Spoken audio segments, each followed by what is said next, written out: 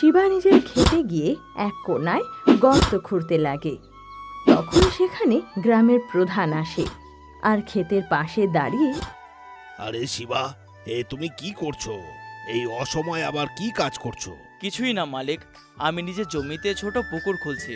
কাল যদি বৃষ্টি আসে তাহলে আমি এটা ভরার বিষয় ভাবছি। জমির মাঝে পুকুর কেন বানাচ্ছ? এখন আমাদের গ্রামের পুকুর থেকে তোমার জমিতে জল কি ঠিকঠাক আসছে না? তার উপর আবার বৃষ্টিও ভালোই হচ্ছে। তাহলে বলো, পুকুর কাটা কি খুবই দরকার? তোমার পাগলামিটা একটু বেশিই বেড়েছে। কিছুই না মালিক, এই পুকুরটি এখন আমরা নাও ব্যবহার করতে পারি, কিন্তু কাল কেমন হবে কেউই বলতে পারে না। আজকাল বৃষ্টি খুব ভালো হচ্ছে, তাই জন্য আমাদের গ্রামের পুকুর এই গরমের মধ্যে না শুকেও ভালো জল দিচ্ছে। কিন্তু কাল যদি আবার না বৃষ্টি হয় তাহলে আমাদের পুকুর শুকিয়ে যাবে। তখন আমাদের ফসলের জন্য কার ওপরে নির্ভর থাকবো বলুন তো? তাই জন্য আমি এই পুকুর খুলছি। ওহো, বৃষ্টি না হলে গ্রামে আকাল পড়বে। এরকম আমার জন্মের 5 বছর আগে হয়েছিল, কিন্তু তারপর থেকে এরকম পরিস্থিতি আর হয়নি। আপাতত বৃষ্টি এখন ভালোই হচ্ছে আর পুকুরও ভরা আছে। ওরকম পরিস্থিতি আর কোনোদিন হবেই না।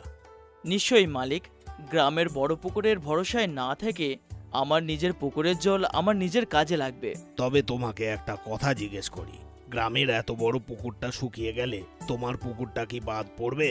তুমি যেই পুকুরটা এখন খুঁজছো সেটাও তো শুকাবে। আপনি যা বলছেন সেটা ঠিক। গ্রামের বড় পুকুরটি যদি শুকিয়ে যায় তাহলে আমারটাও শুকিয়ে যাবে।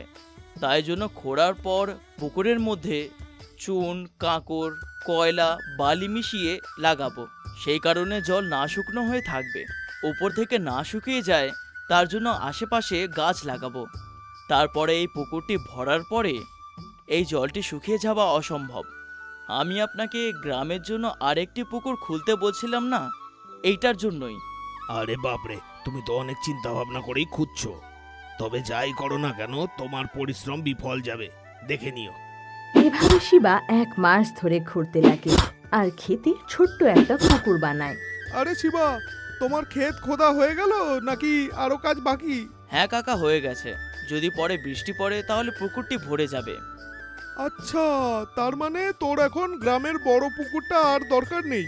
হ্যাঁ, আমার ওই পুকুরের কি বা দরকার হতে পারে বলুন তো? আমার 5 বিঘা জমির মধ্যে জলটি কুলিয়ে আমি পরের জনকেও আর গ্রামের লোকদেরকেও জল দিতে পারবো। তোর পুকুরের জল আমাদের কি দরকার? তোর জল তুই নিজেই খা। এইভাবে কয়েক মাস পর ভালো বৃষ্টির জন্য শিবার পুকুর ভরে ওঠে। একদিন শিবা নিজের ক্ষেতের কাজ শেষ করে বাড়ি ফিরছিল।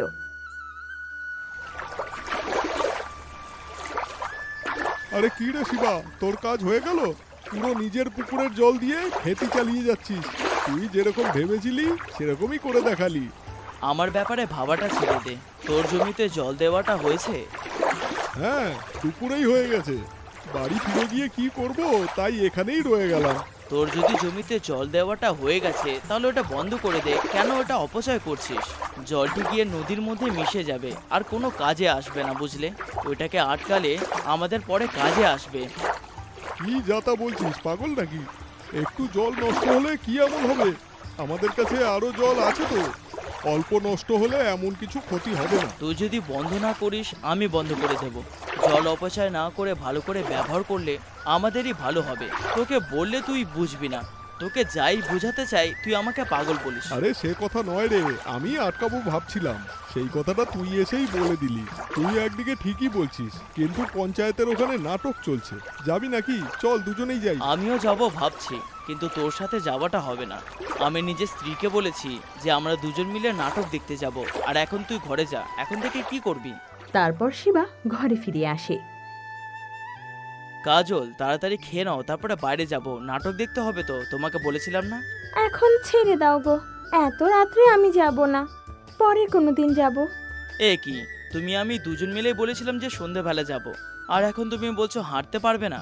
কত তোমাকে ভালোবেসে লালন পালন করেছে তোমার মা বাবা। সে তো ঠিকই আছে, কিন্তু এভাবে কতদিন আর ব্যবসা করে গ্রামে থাকবে? আমরা শহর চলে যাই, চলো। তুমি তো পড়াশোনা জানো, শহরেই কোনো একটা কাজ দেখে নেবে। আর তোমার কাজ পাওয়া অবধি আমাদের ঘরেই থেকে যাবে তুমি। আর তারপর চুপ করো। আমার এই গ্রাম আর এই ব্যবসাটি খুব পছন্দ। আমি এই গ্রাম ছেড়ে কোনোদিনও শহরে আসবো না। এখন আমাদের কি দরকার বলো? তুমি যা চাইছো আমি তো তোমাকে দিচ্ছি। শহরে থেকে আমি যতটা না কামাবো তার চেয়ে বেশি এই ব্যবসা করে আমি